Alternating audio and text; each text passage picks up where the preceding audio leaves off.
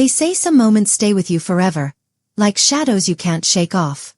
It's been 2 years since that day. 2 years since my life changed completely, yet the memories remain vivid, haunting my every waking hour and creeping into my dreams. I replay them over and over, searching for a moment I could have turned things around, a second when I could have stopped what was coming. But the truth is, I didn't. And that choice or lack of one has consumed me. It was supposed to be a simple trip to the beach, just me and my son, Jake. My husband, Alex, couldn't join us. Work always came first for him. That's how it had always been. I was used to it, used to being alone, used to being the glue that held everything together while he chased deadlines and career milestones. I didn't resent him. Not really.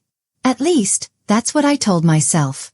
That day felt off, even before we got there. The sun was too bright, almost glaring, and the air hung heavy with a humidity that made every breath feel weighted. But I brushed it off. It was summer after all. I told myself it was just another day, another outing to keep Jake entertained, to keep myself distracted. Jake was 16 at the time, tall for his age and growing more like his father every day. He had Alex's brown eyes, but they were softer, more open. He'd always been a quiet kid, reserved, keeping his thoughts to himself unless he felt safe enough to share. That day, he seemed especially withdrawn, retreating into his world of music and headphones during the drive. I glanced at him from the corner of my eye. His face turned toward the window, earbuds in, his fingers tapping lightly on his thigh. "You okay?" I asked, trying to break the silence. He shrugged, a small, non-committal gesture that left me feeling more isolated than before. When we arrived at the beach, the parking lot was half empty. The tourists had thinned out, and only a handful of families dotted the shore.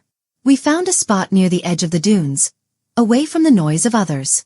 Jake helped me set up our towels and umbrella, his movements mechanical, his face unreadable. I tried to make small talk as we worked, commenting on the waves, the clear sky, the smell of salt in the air.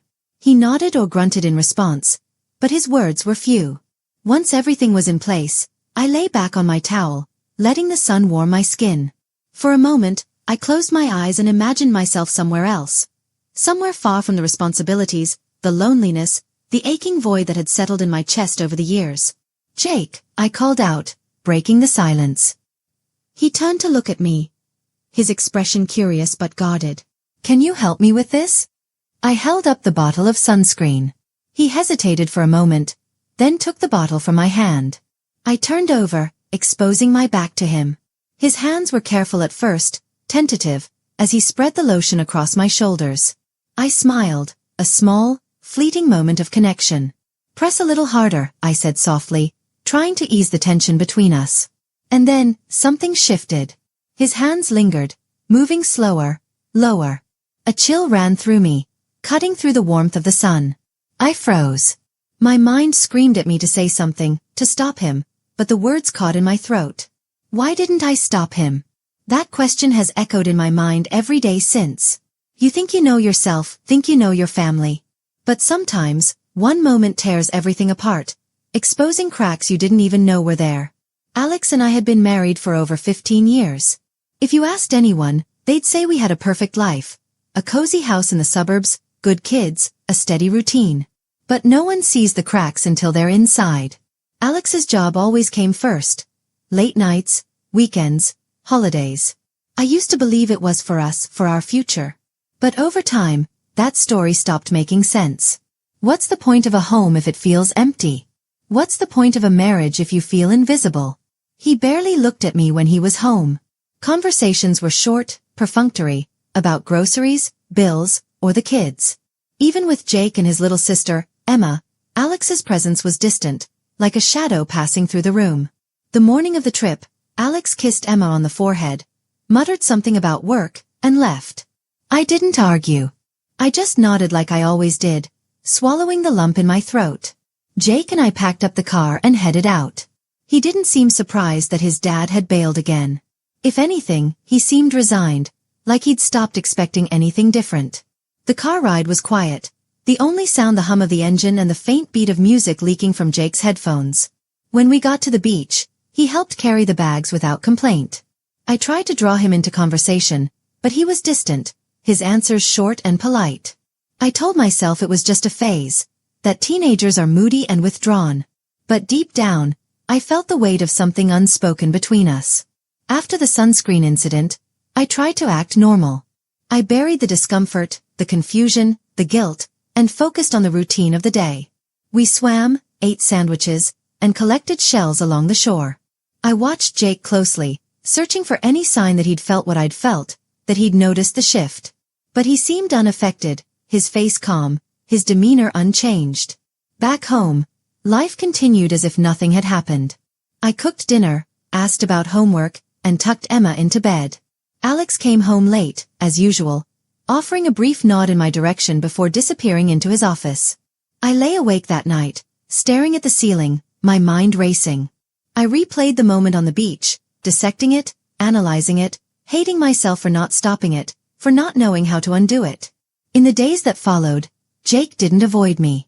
In fact, he seemed to stay closer, his presence constant and steady. I felt his eyes on me when I moved through the house, a weight I couldn't escape. I hated myself for the way it made me feel. Seen, noticed, wanted. One weekend, Alex was gone again, and it was just me and Jake. Emma was at a friend's house, and the quiet in the house felt suffocating. I suggested we go back to the beach. I don't know why. Maybe I thought being outside would clear my head, that the open air would dilute the tension. The beach was quieter than before, the shoreline almost deserted. We set up our spot, and I avoided asking Jake for help this time. But I still felt his gaze, heavy and unspoken, following me. Later, at the beach showers, something shifted again. Jake stepped under the water first, rinsing off the sand and salt. I hesitated, but then joined him. The water was cold, a sharp contrast to the heat of the day. I told myself it was innocent, just rinsing off, nothing more. But when I asked him to help with my back again, the line blurred. I could feel the tension in his touch, the unspoken weight of the moment. And instead of stopping it, I leaned into it. What happened next, I won't describe. I can't. It was a blur of loneliness, need, and something I don't want to name. Since that day, nothing has been the same. Jake looks at me differently now, and I see the same longing in his eyes that I feel. I've tried to distance myself, to put space between us, but it feels impossible. The boundaries we crossed can't be uncrossed, and the secret we share has become a weight we both carry. Alex remains oblivious, wrapped up in his work, his world. Emma is too young to notice the cracks spreading through our family, but I feel them widening every day, threatening to swallow us whole. I know it's wrong. I know it can't continue. But I don't know how to stop.